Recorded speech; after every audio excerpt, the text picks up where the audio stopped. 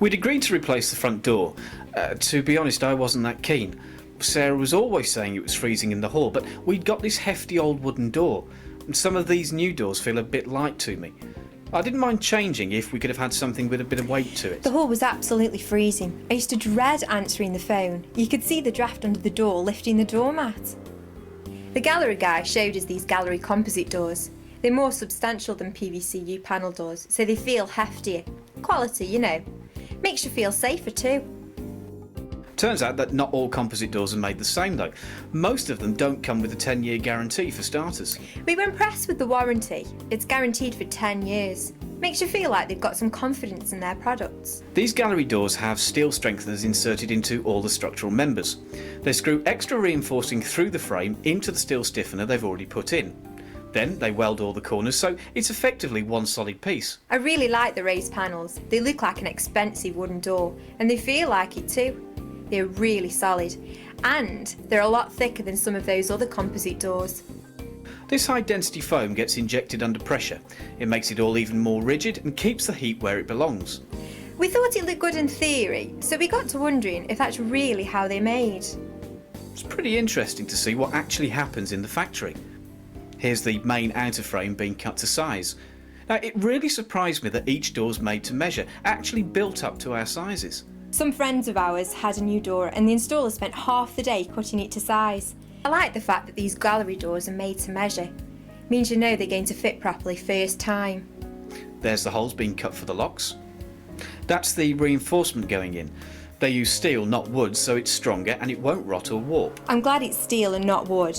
I tried to do my bit for the environment. I think the amount of non-managed wood still being used is a scandal. At least we're not adding to that burden with our new door. They're putting in more reinforcement here. They're screwing through into the metal that they've already put inside. It's a lot stronger that way. Now this machine welds the whole thing together. The mounting holds it dead square. They set it up individually for every door. It really is made to measure. They use lots of technology, but I think it's reassuring to see a human touch in there to check everything's right.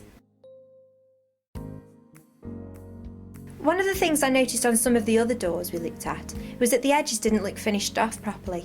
The gallery sample was a proper job, nicely finished.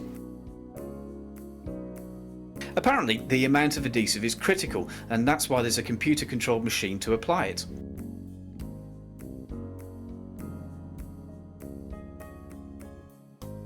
A black door. Now that's class. We could have had a coloured finish on the inside too, but I chose the white because it lets me change the decor in the hall if I want. This is the foam insulation. It goes in under high pressure and keeps the heat in. No more freezing in the hall. Makes the door even more rigid too. Once it sets, the whole thing's rock solid. I like things finished by hand. Means somebody cares about it. Surprised me that they cut the holes for the glass and the letterbox afterwards. I'd have thought they'd make it with them already in. But makes sense though when you think about it. There were all those different options and they're built to your choices.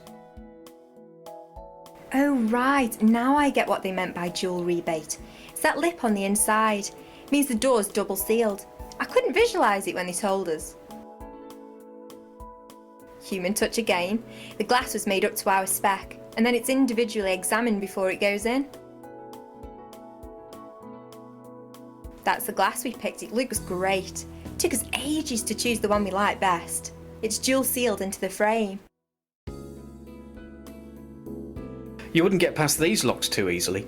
It's police specification 8-point locking. I'm glad we went for the extra secured by design option too. The doors come with anti-lift hinges and hook bolts as standard, but secured by design adds extra locking bolts on the hinge side and even higher security locks. Looks good with the letterbox on. On its way then, looking forward to seeing it in the flesh.